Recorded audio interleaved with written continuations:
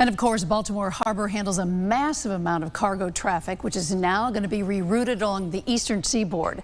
News 8's Tina Detel reports shipping agencies may now be looking for other options, even Connecticut. The Port of New Haven is the largest port between New York and Boston, and it may become an option for ships being rerouted from Baltimore after this morning's tragic bridge collapse.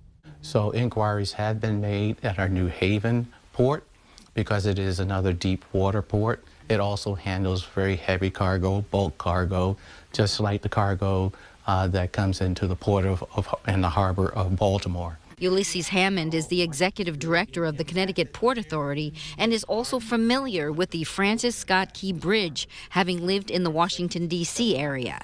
That particular bridge is a very, very heavily trafficked bridge during the day. The crash and collapse happened at 1:30 this morning, and it appears the massive cargo ship had lost power as it drifted toward the bridge.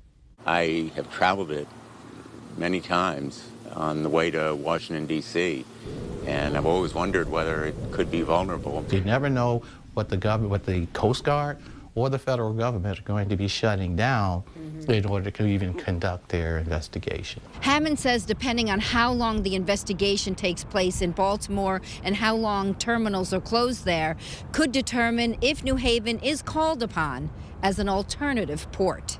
He says there are other ways to get into Baltimore Harbor, which is massive, and there are closer deep water ports to that city. You have Wilmington that is also very close.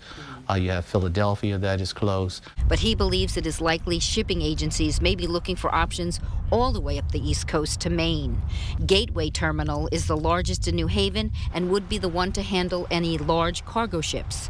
In a statement, its parent company and structure said, "We stand ready across our East Coast port terminal network to support Maryland's and the broader region's critical international trade operations during this challenging time."